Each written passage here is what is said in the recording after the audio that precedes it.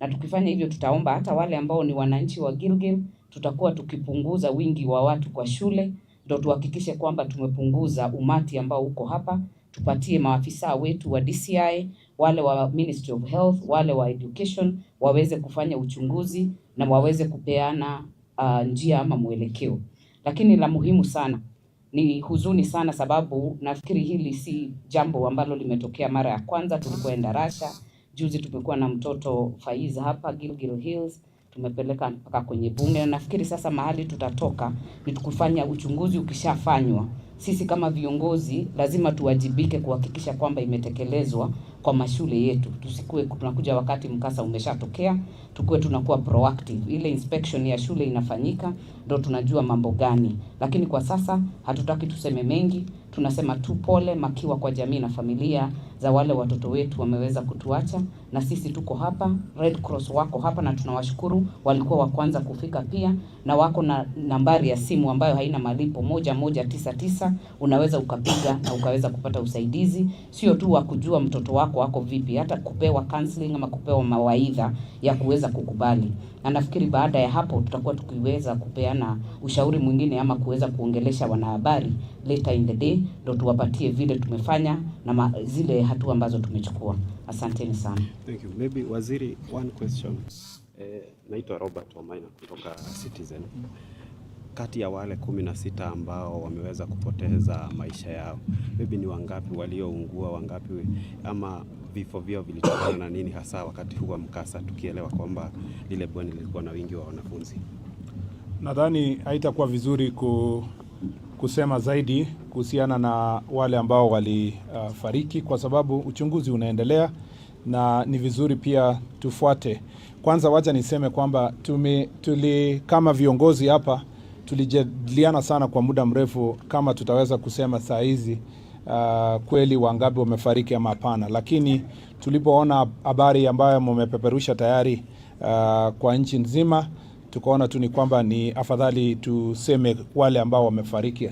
Otherwise, generally kama kungekuwa ni environment or a society penye we would have kept these numbers for the time being, we would have wished that the numbers be kept until we deal with the identification.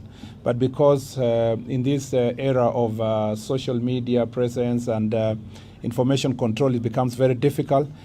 We realized that the message was all over the country, and we thought it was only fair to confirm that 16 persons have since passed on.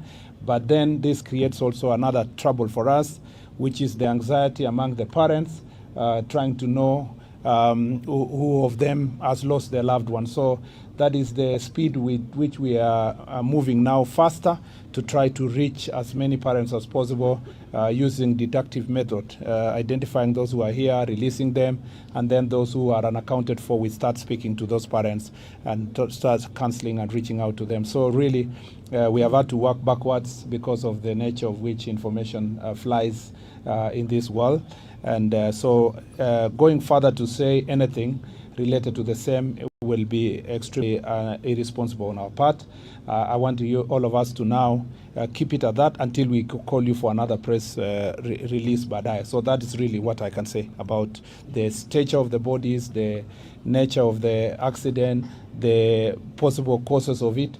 Let's leave it to investigations first, and then we can come to that. Waziri, my name is Willie Dennis Njiru from TV47.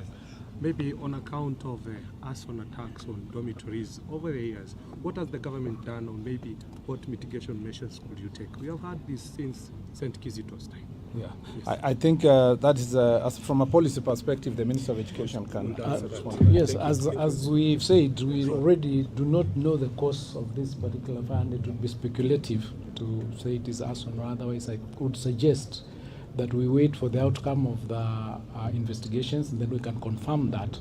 But from a policy perspective, we have a safety school manual that all the schools adhere to, and I would urge that we wait to see after the investigations whether that safety manual was adhered to in this particular school. So let's not be speculative at this stage, but we've done a lot in that space. Initially, when Ndarasha happened, we did close to 350 schools that were not meeting the specifications of that particular manual. So we'll continue doing audits and ensuring that our schools meet the safety manual for schools that is already in place and which we keep updating.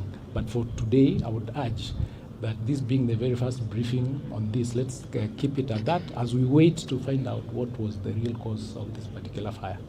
Thank you very much. Asante. Mwenzangu Joshua Nsare, umeweza kumsikia waziri hapo akiweza kuzungumza.